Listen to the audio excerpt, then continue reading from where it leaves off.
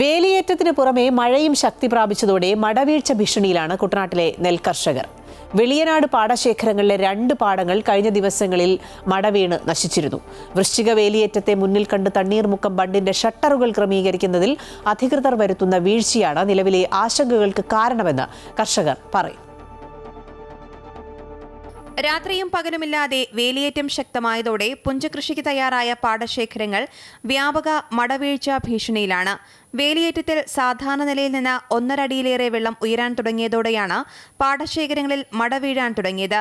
വെളിയനാട് കൃഷിഭവന് കീഴിലെ 2 പാടശേഖരങ്ങളിൽ കഴിഞ്ഞ ദിവസം ബണ്ട് കവിഞ്ഞ് വെള്ളം കയറിയതിനെ തുടർന്ന് മട വീണിരുന്നു.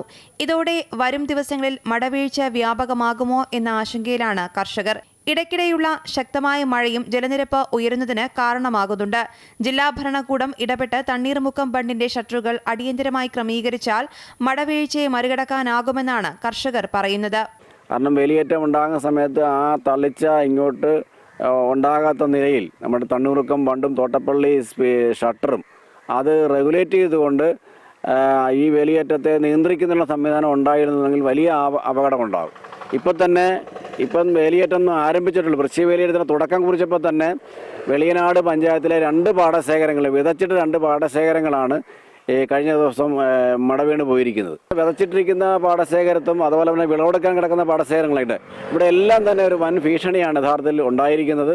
വേലിയേറ്റത്തിൽ പുറത്തെ ജലനിരപ്പ് പരിധിവിട്ട് ഉയരുന്നത് 2ാം കൃഷിയുടെ കൊയ്ത്തിനെയും ബാധിച്ചിട്ടുണ്ട്.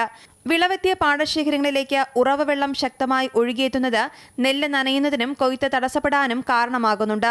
ഈ ഘട്ടത്തിൽ പമ്പിംഗ് നടത്താൻ സാധിക്കില്ലെന്നത് പാടശേഖരങ്ങൾക്കുള്ളിലെ ജലനിരപ്പ് വർദ്ധിപ്പിക്കാൻ ഇടയാക്കും. അതിനാൽ പ്രശ്നത്തിന് അടിയന്തര പരിഹാരം കാണാൻ അധികൃതർ തയ്യാറാകണമെന്നാണ് കർഷകരുടെ ആവശ്യം. അമൃത ന്യൂസ്, ആലപ്പുഴ.